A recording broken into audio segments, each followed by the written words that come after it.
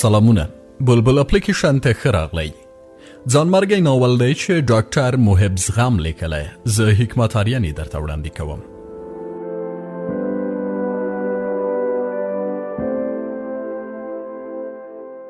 پر سبا ما ډاکټر عرفان ته د سی ډي په باب خپل تاثر بیان کړ. ورته ومې ویل چې باور مې نه کېده چې داسې به وشي.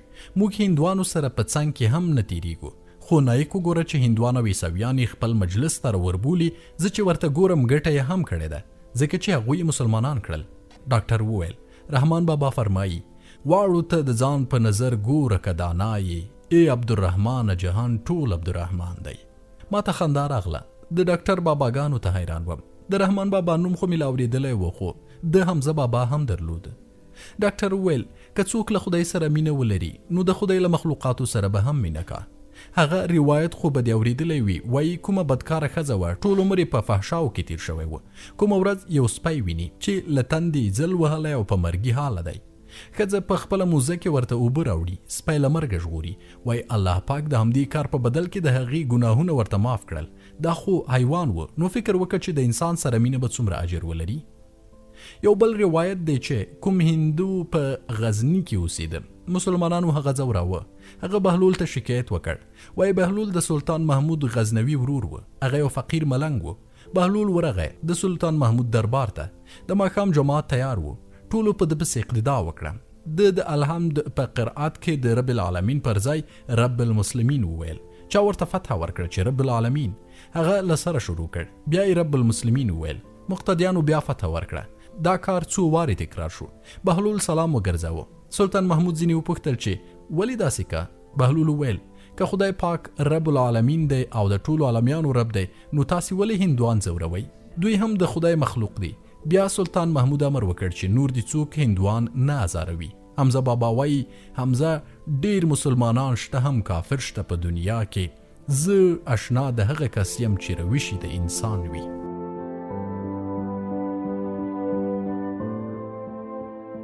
ما ورته ویل د ذاکر نایک کار سم خو دی، خو ماته د میړانې کار نه بریږي. ته اوس کښېنه خلکو ته دلیلونه وایه چې دا دی او ها دی. دا ډېرې خبرې د ښځو زده وي. ډاکټر وویل نو میړانه په څه کې ده؟ په توره کې. نر په توره باندې غږیږي. کوم شاعر ویلی دی چې حباب چې لوی شي نو لاهو شي په سیند، څومره نری ده د میړانې پوله. عبدالستار اشنا د میړانې پوله ډېره نری ده لکه د اوبو پر سر حباب. که حباب د خپل اندازې نه لږ غټ شي نو په سیند کې ډوبېږي، چوي د منځه ځي. حباب د غټېدو تاب نه لري. میړانه که تر حد زیاته شي نو د حماقت په سیند کې ډوبېږي. اوس نو د دې فرق چې یو څوک میړنی دی که احمق ګران دی. ډېر خلک په خپله ګمان کا چې میړني دي، حال دا چې د دوی په میړانه کې نور خلک خپل مقصدونه لري. زما په ګمان میړانه په کار کې ده، میړانه په فکر کې ده. موږ چې د کار او د فکر میړانه نه لرو ډېر ژر تورې ته لاس اچوو. دا خپلو خلکو ته وګوره چې په یو لویشت ځمکه باندې یو بل سره وژني. د خبرو زغم نه لري. دوی په فکر باندې خپل مشکل نه حلوي، بس په نه خبره ورور او ورور سره ولي. موږ خلک خو دې ته هم میړانه وایي چې خپل ورور وژني. غرمې مهال محسن راغی. پر تندي لاس راکېښو. وی ویل نور به له تا څخه تحقیق نه کوم. ستا د ژوند ټوله کیسه مې واورېدله. ما ګمان وکړ چې ډاکټر عرفان به ورته ویلي وي، خو هغه زما د چپرکټ له پښې څخه یو کوچنی ګردی شی راویست. وی ویل دغه مایکروفون مې دلته لګولی و. تا چې ډاکټر رفیع او خپل اکا سره خبرې کولې موږ اورېدلې. بیا چې د ډاکټر عرفان ته خپله کیسه کوله موږ ټوله واورېده. ستا خبرې مو په ټیپ کې هم ثبت کړي دي. البته دا به په محکمه کې تا ته هم ګټه در ورسوي. جزا به دې یو څه سپکه شي ځکه چې ته نورو تېرېستلی وې. هغه د درګاه خواته روان شو. بیرته یې مخ راواړوه. وی ویل یو ښه خبر درته لرم. دین وروسته ته اجازه لري چې د فامیل سره دی په ټلیفون کې خبرې وکړي.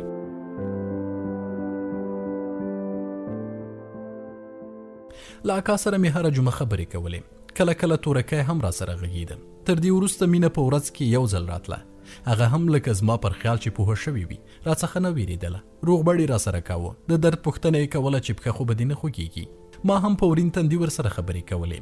د هغې یو کار را باندې خورا ښه لګېده. هغې هیڅکله سینګار نه کوه، همداسې به ساده ګرځېده. خو خدای ذاتي ښایست ورکړی و. سترګې یې نه شنې وې نه زرغونې، د سترګو رنګ یې د دې دواړو ترمنځ و.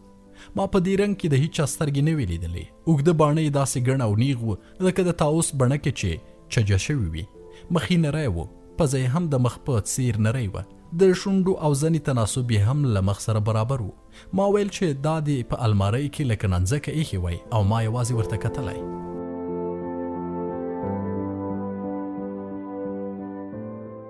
کاکا سالم ښه د طبي سړی و. هغه اکثره وخت راته کیسې کولې، د خپلو زامنو کیسې کولې چې مازدیګر چې دی کور ته ځي څنګه زامن د ده له لاسه کڅوړه تښتوي او کومه میوه دانه چې پکې وي څنګه پرې حملې کوي. دغه کیسه یې داسې په خوند کوله چې هماغه صحنه زما سترګو ته درېدله لکه په ټي وي کې چې یې وګوري. ما خو د اولاد مینه نه ولیدلې، خو د ده په کیسو کې مې دغه مینه محسوسوله. کله کله مې په زړه کې ګرځېده چې خدای به په ما باندې هم د اولاد مینه وګوري که یا. کاکا سالم زه ډیر نازولم. د ماشومانو پوډر به زما پر ملا او ولومخل چې د بستر زخم پکې پیدا نشي. د ډوډۍ پر وخت زما غاب او کاشوغه په پوډرو باندې پاک پریولل. د چایو ترموز می بیخي نه تشیده.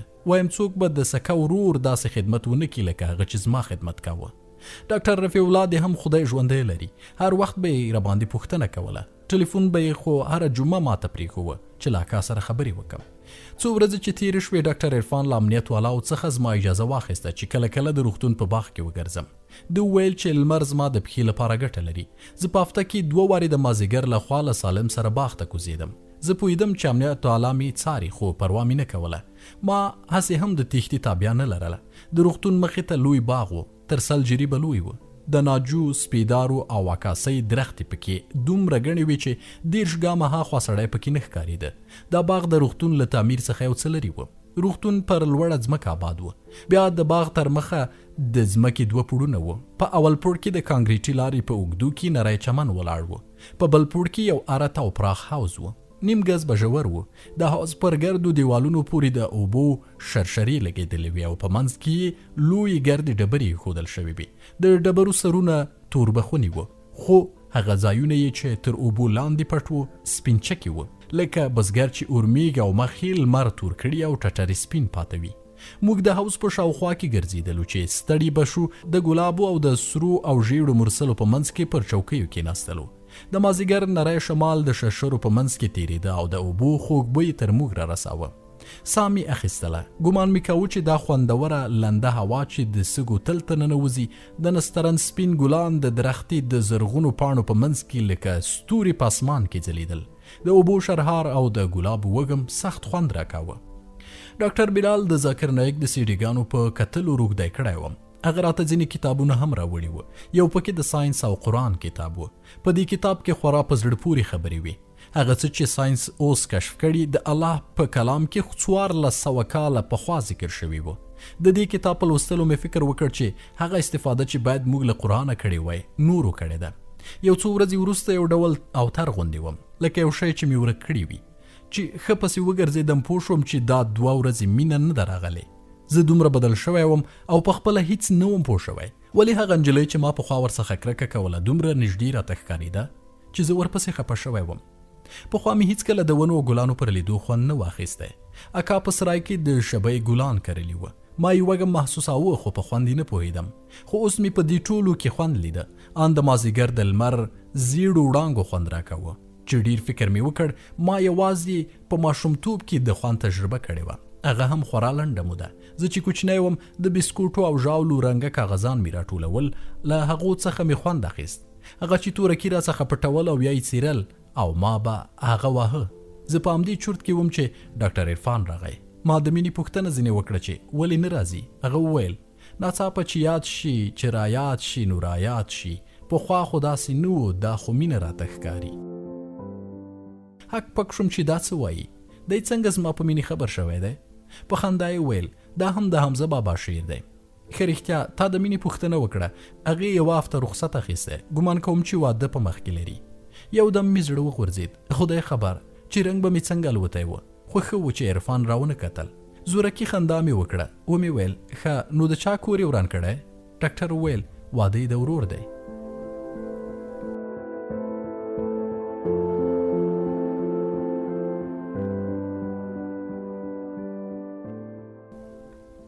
بیرته مې زړه قرار شو. ډاکټر ووت خو له ځان سره په جنګ اخته شوم. زه په څه لګیا وم؟ ولې د هغې د واده په خبر ولړزېدم؟ په هغې پسې ولې خفه یم؟ له هغې سره مې څه دي؟ د حمزه بابا شعر مې په غوږونو کې انګازې کولې.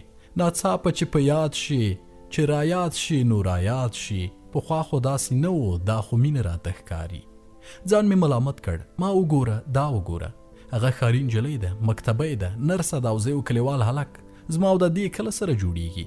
دا به زما په شان نوکران ولري.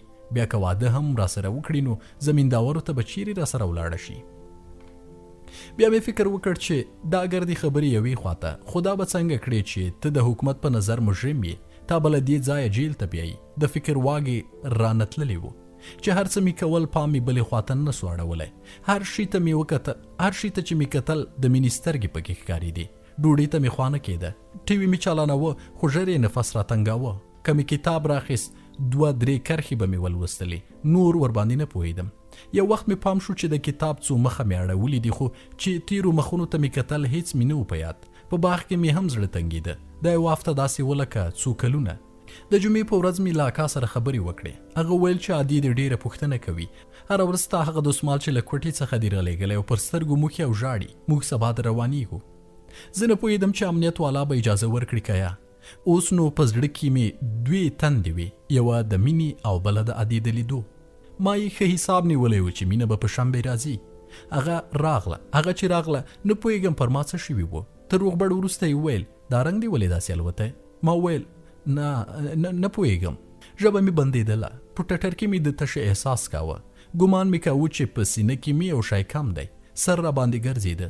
مینې د فشار اله را واخیسته. نبض او فشار یې را وکتل. ویې ویل اوهو دا نبض دې څنګه تیز دی؟ تبه خو به دې نه وه؟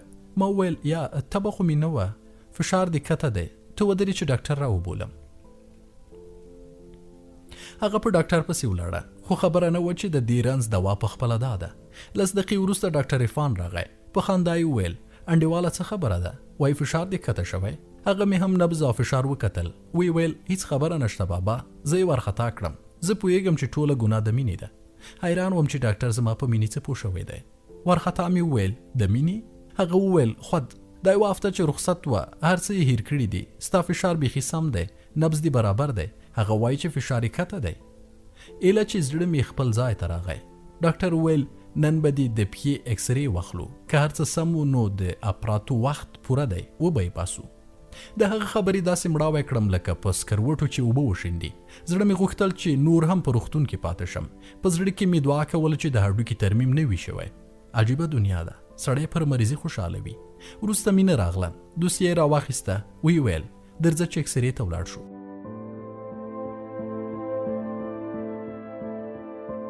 دا د مخه شوه. زه ورپسې. په موږ پسې د امنیت والا عسکر روان و. یوه خبره مو هم سره ونه کړه، خو بس پر همدې خوشحاله وم چې دا را سره ده. اکسرې سمه وخته. ډاکټر ویل چې سبا به اپرات لري کوي. ما ورته د مور او د اکا د راتلو خبره وکړه. ورته ومې ویل چې د هغوی تر راتګه دې صبر وکړي، خدای دې آباد لري. د غزوانې هم را سره وکړه. بله ورځ مې اکا دوی را ورسېدل. ډاکټر عرفان له امنیت والاو څخه د ملاقات اجازه واخیسته. دا اول ځل و چې د اکا د لاسونو مچول خوند را کړ. ادي خو په ژړاو سترګې سرې کړې وې. مینه را ننوته. سر مې ښکته اچولی و. ادې ته مې ویل دا مینه ده، زما یې ډېر خدمت کړی. ادې ولاړه شوه. د مینې مخې په دواړو لاسو ونیو. شونډې د هغې پر تندي ولګولې. داسې یې ښکلوله چې ته 2 کاله بعد یې خپله سکه لور لیدلې ده. درګرده یې ویل بلا دې وګرځم لورې، جار دې شم، قربان دې شم. هم راته خندا راغلې وه، هم ویرېدم چې پر مینه بده ونه لګېږي. غږ مې وکړ ادې مه یې ځوروه. هغې خوشې کړه. مینې ته مې وویل بخښه کوه، ادې مې کلیوالي چمونه کوي. مینې وویل پروا نه لري، خپله مور به هم داسې نازولم. غږ یې غریو نیولی و چې پورته مې وکتل د مینې پر سترګو اوښکې رغړېدې. ادې هغه په غېږ کې ټینګه کړه. ویې پوښتل ولې لورې؟ واره دې سم لورې، ولې ژاړې؟ هغې وویل هېڅ، همداسې مور مې را یاده شوه. ادې وپوښتل مسافره ده؟ نه مورې. هغې سرطان درلود 5 کاله مخکې. ژړا یې نورو خبرو ته پرې نه ښوده. ادې هغه په غېږ کې ونیوه. بیا یې پر سر لاس تیر کړ. د کوټې په بل سر کې چوکۍ ورته کېښوده. دواړه هورې کېناستې. زه یې بیخي هېر شوی وم. له هغې سره یې جلا مجلس جوړ شو. ما هم د هغوی خبرو ته غوږ نیولی و. هم مې له اکا سره دا غر ها غر ویشته. نیم ساعت د سترګو په رپ کې تیر شو. امنیت والا درګاه وټکوله چې دوی باید رخصت واخلي. ډاکټر رفیع الله را ورسېد. ادې او اکا یې خپل کور ته بوتلل. ادې د مخکې پر وخت په غوږ کې راته وویل ډېره ښه نجلۍ ده چې خفه یې نه کړي. بله ورځ ډاکټر بلال اپرات خلاص کړ. پر سبا یې زموږ دوسیه امنیت والا ته وسپارله. په زړه باندې مې غمونه انبار و. نه پوهېدم چې حکومت به راسره څه وکړي، خو د مینې یادونو لکه د خواږه خوب اثر خوشحاله ولم. هغه شیبه راورسېده چې زه له روغتون څخه بیولم. اکا وادي راغلی و. له ډاکټر رفیع الله او کاکا سالم سره تر غاړې ووتم. ډاکټر رفیع الله وویل چې په چارواکو کې کوم څوک پیژني او زما سپارښتنه به ورته وکړي. ادي په یوه کونج کې د مینې لاس په لاس کې نیولی او بنډار یې ورسره جوړ و. د اکا او بیا د ډاکټر عرفان لاسونه مې ښکل کړل. ډاکټر خپل لاسونه شاته کش کړل. وی ویل دا څه کوې؟ ما په ګناه مه اخته کوه. ورسره تر غاړې وتم. ومې ویل تا د ژوند پر معنا پوه کړم. ادي ښه ډېره شیبه په سینې پورې لګولی وم. ما یې لاسونه ښکل کړل. مینې ته مې وکتل. د خدای پاماني ویلو وس راکې نه و. د هغې په لاس کې زما هماغه دسمال و چې ادي پکې ګلان ګنډلي وه. په زړه کې مې ورته وویل زما انتظار به وکړي. هغې سترګې ټیټې کړې او ما د هو مطلب ځینې واخیست. پای کابل 1488 د زمري 10